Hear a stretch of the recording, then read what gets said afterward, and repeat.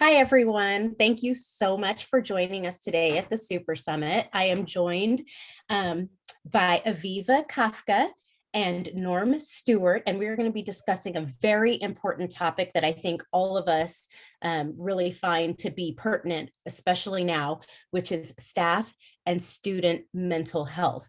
So both Aviva and Norm have both been superintendents in large public school districts. And so I want to give them a kind of an opportunity to talk a little bit about themselves and their experience within their districts on dealing with this important topic.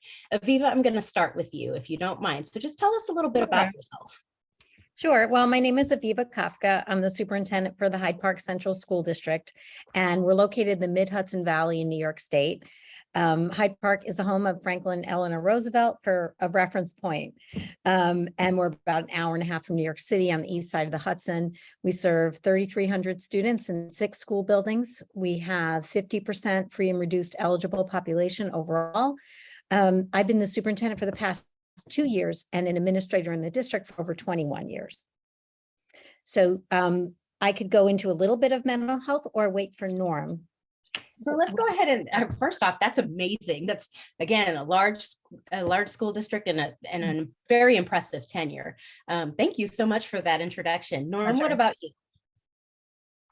Well, hello, everyone. My name is Norm Stewart. I'm the superintendent for the Marshing School District in Marshing, Idaho. So we're a much more rural community. So we are a small community, very agriculturally based. So we have a lot of farming, ranching, dairies around the area.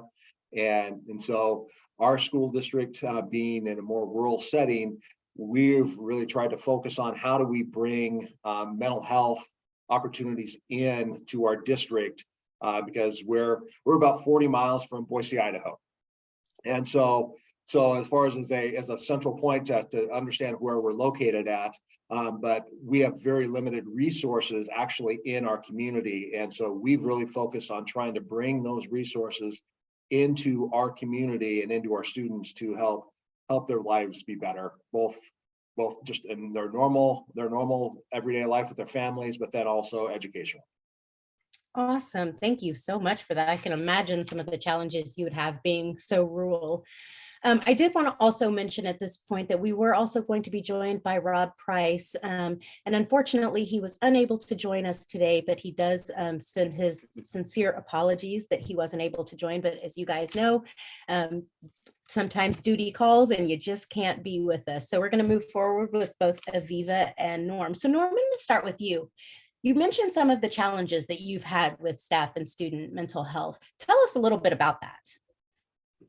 Well, for us, because of our rural setting, I mean, access to mental health has been very limited. For us, the closest community was going to be, as far as it's 10 miles away, to actually have any access to those kind of services. And for our families, we're about 60%. As far as that for our social economic status for the families that qualify for free and reduced lunch. And so access to mental health has been a challenge, and access to services. And so when you're talking about even 10 miles away, that's still a 20-mile round trip for our families to be able to travel. And especially with gas prices in our current setting, it makes it very challenging. And so access has been our biggest obstacle to overcome. And we've used our strategies in order to try to bring those services into our community school, so that our kids will have direct access to that without missing out on a good portion of their academic school day. And so really it's the access, and then also access for our staff even, and because of lack of services, it's been difficult to get them access to be able to meet their needs as well. Thank you so much for sharing that. And I love how you kind of talk about access being, a huge point. I live outside of our broad metropolitan area here in Kansas. And one of the things that we struggled with also was access, because, parents are working, and how do the kids get treated and seen? And one of the things that I noticed that they started doing here in our community was having counselors and therapists come to the schools to meet with the kids and to meet with the teachers, which I thought was phenomenal and an idea I would have never, ever thought of probably pre-pandemic. So Aviva, tell us a little bit about some of your challenges and some of the solutions you guys have come up with in your school district. Sure. So mental health and well-being have been an interest of mine for a long time. And one of the things I do outside of this work in the school district is I'm a faculty member of the Sanctuary Institute, and they do training for organizations in trauma-informed practice. So the premise there is that the way that trauma affects the individual is similar to the way chronic stress affects an organization. So in our district, we work with a consultant to support our leadership in acting in alignment with the core commitments of the model. So what we're trying to do is create a positive parallel process with leadership and staff and families. And I'll tell you what the 7 commitments are. They're nonviolence, emotional intelligence, social learning, open communication, democracy, social responsibility, and growth and change. And what we find is that you're either practicing commitments or you're doing the opposite. So the opposite of nonviolence is violence. The opposite of emotional intelligence is insensitivity. Social learning, the opposite is ignorance. The opposite of open communication is silence and secrecy. The opposite of democracy is fascism. The opposite of social responsibility is all about me. And stagnation is the opposite of growth and change. So it's this way that we really take responsibilities, especially as leaders, and the commitments flow through the whole organization. And we do some other things that might be useful for folks who will be listening, but I'll take a break and if people can hear from Norm, and then I just have a few more things to add. Absolutely. I love that. Those 7 commitments, that's fantastic. I think that's one of those things is if you have a way of holding people accountable, then you can really evaluate progress. So Norm, tell me a little bit about how do you evaluate your progress in terms of, I mean, because with something like mental health, it's not really a black and white issue, right? And so sometimes it's difficult to A, hold people accountable, and B, prove that you're making a relevant change. So tell me a little bit about how you guys do that in your district. Well, and where we are, as far as we have, as I've talked about, as far as created this community school in which we've housed our offsite, as far as other counselors from other organizations on site within our campus. And so to be able to have our students be able to have direct access to those counselors here, we have our school-based counselors, which will really focus on more of that tier 1 and tier 2, so more of the character development and things. And then when we get to that tier 3 level, for the students who really need the highest needs for those counseling, they'll be able to come over and be able to seek those services in their 1 hour time block before they go back to class and not miss class. For us, in order to try to assess where we are, not only for mental health, but also for primary health, we have administered surveys as far as trying to ascertain what benefits that they've had with our students. And this has been in operation now for a few years, for a couple of years. And we did administer our most recent survey last spring. Even though we've providing these services, we still saw a big demand for students who are suffering from moderate to severe depression. And so we're trying to survey our students and trying to look at how can we better serve those students and meet their needs. And then as a follow-up to that, we have a community meeting scheduled actually in next week to meet with parents and to really talk about those survey results and how can we incorporate families within what we're doing to try to better serve those students as well as their families. Oh my gosh, I love that. And you just touched on a question that I was about to ask, was that, when we talk about staff and student mental health, I think the other piece to that is, what about the parents and how are we supporting them? And so I love the fact that you're finding ways to incorporate the families, because I think that's so important. Once you get everybody kind of involved, now you start to really make relevant change. So thank you so much for sharing that. Aviva, I know you have a couple more things you want to share with us, and I'm dying to hear what those are. Well, I thought I would just share one concrete tool from the model that we use for trauma-informed practice, and it's called the community meeting. So we use this tool whenever we gather as a group, And every person asks 3 questions of the person who's sitting next to them in the group, who then asks the next person. So the questions are designed as antidote to trauma. So the first one is, how are you feeling today? Which counteracts how individuals with high levels of adverse childhood experiences or ACEs can become dissociated from their emotions. The next one is, what is your goal for today? Which counteracts how people with high ACEs sometimes get stuck in the past and struggle with future thinking as they're like reenacting past trauma. And who can you ask for support if you need it? It counteracts isolation and struggles with attachment that people often have, who are either just living in chronic stress during our time or in our school systems, or had ACEs, or both. And community meeting is just a great leadership tool. It gives you a read on the room and where everyone's at. And you can see like who might need a check-in later on. And it's not therapy, it only takes a few minutes, but you know, if everyone in your group is saying, I'm exhausted and stressed, you may actually change like your agenda. You know, it may not be what you have planned for the day because you're getting a sense of your group and where they're at. We also recently adopted social emotional learning curriculum at all levels. And again, the way we practice the commitments and democracy was that we had, you know, we have a really strong labor state here in New York. So we have different labor unions. So we asked like the teachers union to recommend people for the committee. So the unions were really behind what we were doing. The committee came up with criteria and had 3 choices for elementary, middle, and high school social emotional learning curriculum. And then there were overviews on a conference day, and every teacher in the district got to vote. So it was like, that's what we're picking. And so they're getting support with that, and also really excited about the options they picked. We did hire additional clinical staff for all our schools with some of the federal stimulus. We have therapeutic crisis intervention for schools, trainers at every school. So we've went and sent people, in our case, to Cornell University to get that training so that they can provide, you know, ongoing support and feedback for de-escalation training in our buildings. We have an instructional equity network that started last year with teachers and administrators working on pilot projects, building trust.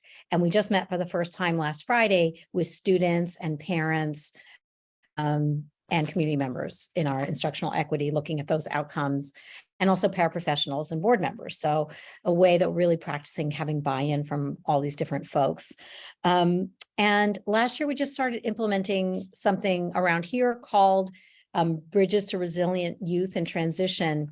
It's actually a space in all our schools with clinical support and a teaching assistant, paraprofessional support for kids who are transitioning in or out of psychiatric care.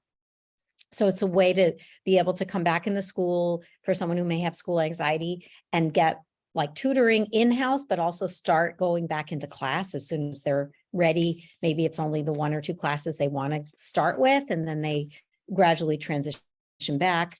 And I'll say that even with all the supports that I just talked about, last year started out with really exhausted staff and students all coming back for the first time all together full time. We had a hybrid model the year before with about half the students in every other day. We had a training day planned last November for like 21st century learning skills. And we ended up listening to staff and just making the whole day about caring for staff and vicarious trauma and, you know, self-care, because they just couldn't take in more learning and more information after what they had just been through. And I mentioned the unions, I'll end on that point. The relationship that we built with all our labor unions has been monumental in supporting staff mental health. So, you know, I've always believed that it's good for teachers, like when, in our case, the mommies are fighting, that, you know, they need to have that sense that we are getting along and that they're cared for. And so, you know, some of you listening later might be from states without collective bargaining, but I always feel like fair wages and working conditions are absolutely necessary for people to do good work. So, you know, I don't see that as a conflict in the work that we're doing at all. And in fact, you know, partnering so they know like everyone's looking out for, and so that's been, I think, another piece that's really helped people feel safe and comfortable coming back to work. Thank you so much. I love what you shared about how you just, you understood the needs of your staff and you turned that into a staff, day where you could just listen to them and support them. And one thing you touched on was asking the question, who do you have available to support? And I think that question is very telling, right? Because some people may say, oh, my teacher or my pastor or my friend, and then maybe they don't have parental support. And that kind of gives you a little bit more insight to what maybe they're going through at home or just what their experience is. Norm, how do you feel like your students and your staff, do you feel like they've got a strong support system? And if so, what does that look like? And if not, how are you dealing with that as a challenge? Well, I think one of the benefits of being a more small rural school, we can have more of those one-on-one connections. So I feel like there's a good majority of our kids that we do have connections with at least one adult throughout our school system. And that's been a real priority for what we're trying to accomplish here and establish those relationships, not only getting to know the students, but getting to know the families. We've spent time with, as far as mental health first aid for our staff. We also spent 2 years with our staff learning about trauma-informed practices.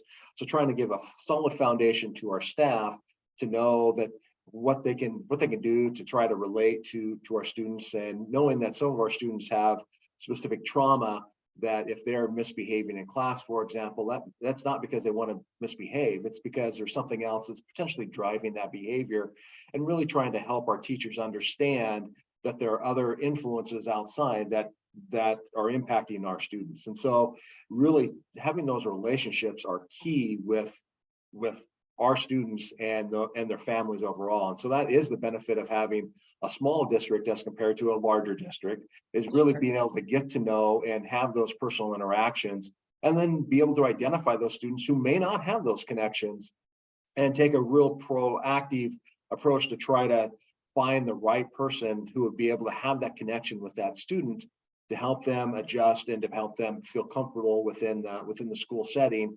And because we always want this setting to be a safe environment. We want students to be able to come, and where they spend most of their waking hours is here within the school setting. So we want them to feel comfortable and feel supported in the things that they do when they come to school. Awesome. Thank you for that.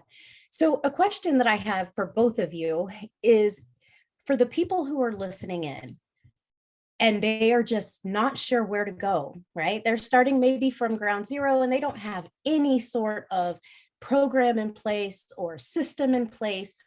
What is the one takeaway, the one key thing that they can do right now that would be so impactful to their district? Norm, I'm going to start with you.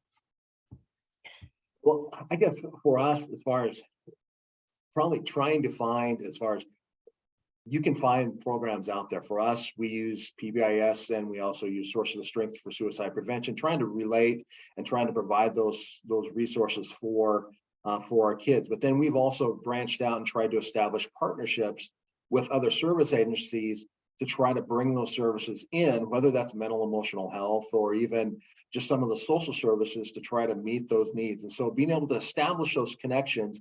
And really for us, it was establishing one connection, which expanded out to another and then broadened out.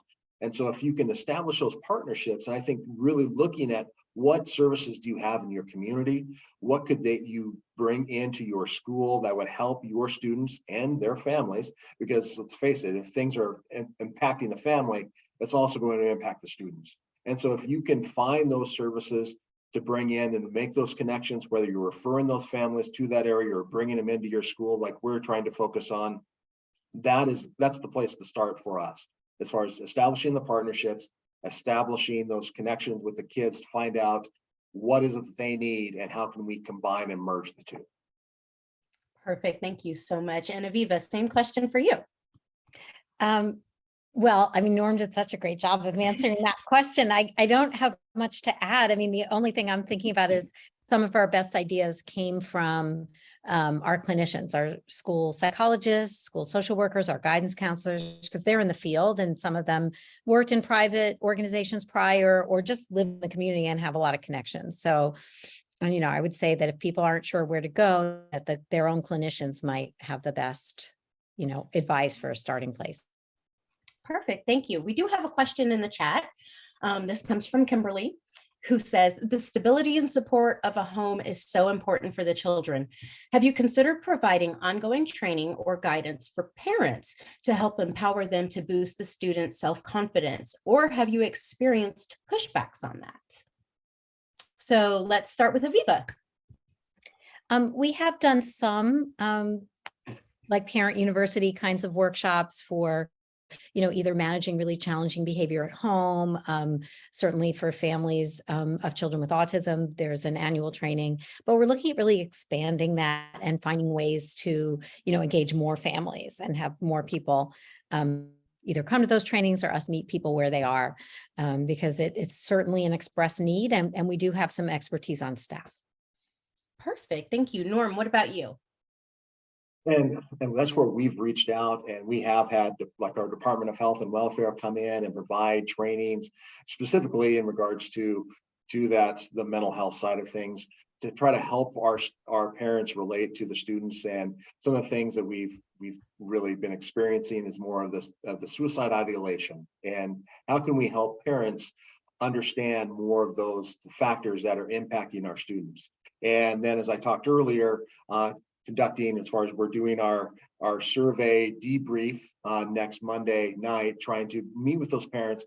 And we have a number of other service agencies and our partners coming in at the same time as we're presenting this data to our families, and really looking at how can we expand and how can we help our parents relate to their students, and how can they better serve the students and make life better for them. And so that's what we are actually doing right now, as far as trying to relate and bring the parents and the partners in together to provide that support. Awesome. Thank you. So I actually have a question for the two of you. So as a mom of two kids who are in a school district, one of the things that I feel personally impacts, staff and student mental health outside of just the pandemic and everything else that's going on is, I'm going to be honest, school shootings and how frequent and catastrophic they are. Can you guys tell us a little bit about, have you addressed that within your district? And if so, what does that look like? So Norm, I'll start with you. And we have, as far as we try to make sure that we can provide the safest environment possible. Nowhere is completely and totally safe. We've updated safety protocols. We are a rural community in rural Idaho, and quite frankly, there's lots of hunting and things that are going on. And so the fact that community members have guns for hunting, that's out there. But as far as trying to make sure that our district is as safe as possible, updating our safety protocols, making sure that families know that we are taking proactive measures in order to help our kids be safe, both students and staff. We've adopted a new safety app to try to make sure that we can do quick check-ins for communication and enhancing communication district-wide. And then we're in a unique situation where, as I talked about our community school, we've renovated and our whole campus, all of our schools are on one big strip of land. And in our community school, we actually have offered one of the classrooms as a sheriff's department substation. And so we actually have that as a center for our law enforcement to be able to use as office space, and to be able to have law enforcement vehicles parked outside as a deterrent is something that helps ensure safety within our community. Because the main station is 30 miles away. And so to be able to offer them a location within our building where officers can come and go helps with that security measure within the whole district. That's great. Aviva, what about you? We have a school resource officer at our middle school and our high school, and also, they are frequent visitors to our elementary schools. We are locked out all the time. All our buildings, you have to be buzzed in to come in, and we have like a system where you have to put in your ID, and then, names will come up, and I'm sure, nodding, yes, all those things too. We perform drills very regularly. We have a district safety team, which that's where like a lot of our first responders are part of the team, and our assistant superintendent co-chairs that with a school psychologist.